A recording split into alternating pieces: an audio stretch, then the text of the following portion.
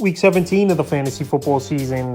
And here's a few tight ends I looked at off the wire this week. The first guy, Taysom Hill of the New Orleans Saints. Obviously, Taysom Hill, he qualifies at tight end in most leagues. I know Yahoo Sports and ESPN, he does his Taysom Hill. So right now, still available in 45% of fantasy leagues. The last 3 weeks here, he's been a guy getting opportunity once again for the same team, which it don't make sense to me that they shied away from him for multiple weeks in a row until week 13. He got back in the thick of things. Week 13 at Tampa Bay, 21 pass yards, 3 carries, 10 yards, 2 catches, 35 yards, a touchdown.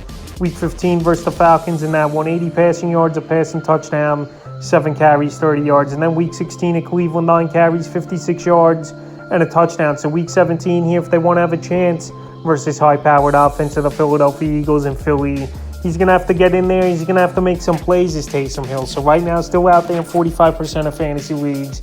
And if he qualifies at tight end, it's a slam dunk for fantasy owners. This week, if you could get him, the next guy is Jordan Akins of the Houston Texans. I've mentioned Akins many times over the last few weeks here, and he's a guy getting targets and making some plays. I know the numbers haven't been huge, but he's been doing better than some guys on some rosters. So the last few weeks here for Akins, week 15 versus the Chiefs in that one, 3 catches, 22 yards, a touchdown. And week 16 at Tennessee, 3 catches, 39 yards. So week 17, a good matchup versus the Jaguars, 8th most fantasy points to tight ends on the season. It's another ball game where they're going to probably be chasing points. Here's this Houston Texan team. Even though over the last 3 weeks here, they're playing tough and they're not giving up. They're running to the end and actually winning in week 16, 19-14. But anyway, available in 99% of fantasy leagues here is Jordan Akins. I think he can make a few plays for this Texan team with a good matchup. Next guy's Noah Fant of the Seattle Seahawks. He's been on the list a decent amount, and he's been a serviceable tight end over the last 3 out of 4 weeks here, Fant. Week 13 at the Rams, 4 catches, 42 yards, a touchdown. Week 14, a goose egg versus the Panthers. Week 15 versus the Niners, 5 catches, 32 yards, a touch.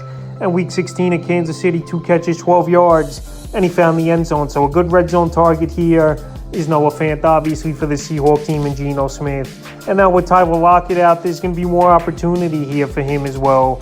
And he's got a decent matchup versus the New York Jets in week 17. So available right now in 76% of fantasy leagues. I give Fant an ad this week. The next guy, James Zylstra of the Detroit Lions. Out of nowhere, he had a monster ball game in week 16 at Carolina. And maybe he'll be above James Mitchell and Brock right now in the pecking order at tight end. Week 13 versus Jacksonville, a catch, 4 yards. Week 14 versus the Vikings, 2 catches, 18 yards. Week 15 at the Jets, a catch, 4 yards.